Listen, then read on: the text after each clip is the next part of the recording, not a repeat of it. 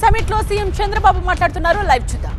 మీరు కూడా గుర్తుపెట్టుకోవాలి, పని చేయాలి. పని చేయకపోతే ఎన్నిసార్లు గవర్నమెంట్ ఎక్కడైతే డబ్బులు తెచ్చిస్తామంటే ఇది ట్యాక్స్ పేయర్స్ మనీ కదా. ఇది ఎఫిషియన్సీ ఉండాల్సిన పని లేదా? ఆంధ్రుల హక్కు, విశాఖ ఉక్కు. మనం పని చేయకుండా దాన్ని వైట్ ఎలిఫెంట్ మారి పెట్టుకుని కూర్చుంటారు ఇంట్లో. పని చేయించాలి, మనం కూడా పని చేయాలి, కష్టపడక్కర్లేదు. దాన్ని సిస్టమేటిక్గా రన్ చేసి ప్రొఫెషనల్గా రన్ చేస్తే అది వైబుల్ అవుతుంది ఆటోమేటిక్గా. కాబట్టి నువ్వు కూడా ఎంతో పైన ఏమి అన్సెటిల్మెంట్ ఉంది దాంట్లో? ఎవరు చెప్పారయ్యా నీకు? ఎవడు చెప్పాడు? బుద్ధి ఉండాలి. ఏం తీసుకోవాలి? ఏం తీసుకుంటారు?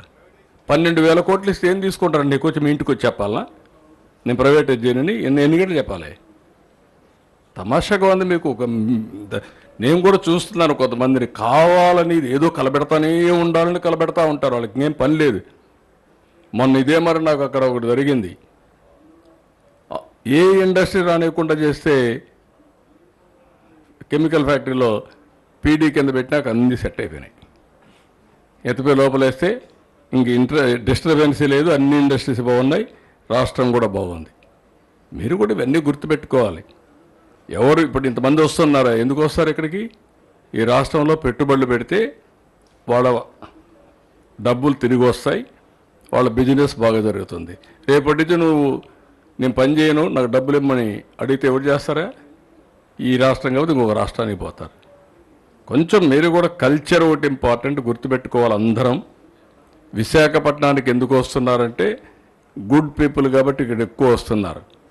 ఒక ఊర్లో ఒక రౌడీ ఉంటే ఆ ఊరికి బోరు.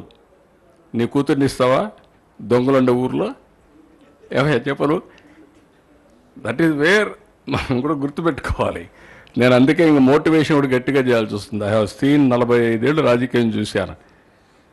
నేను కరెంటు లేని పరిస్థితిలో నుంచి ఇంటిపైన కరెంటు తయారు చేసే పరిస్థితికి వచ్చే రోజు చూస్తున్నా. మనం కూడా ఇవన్నీ ఉపయోగించుకోకుండా అడగమన్నారు కాబట్టి అడ్డుదండగా అడుగుతానే ఉంటాం. అది ఇది అనేది వదిలేయాలి. మీరు కూడా ప్రాక్టికల్గా అడగాలి.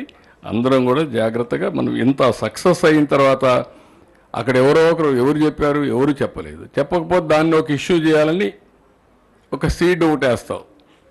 ఆ సీడ్ వేసేది మానేయాలి. ఫ్రీ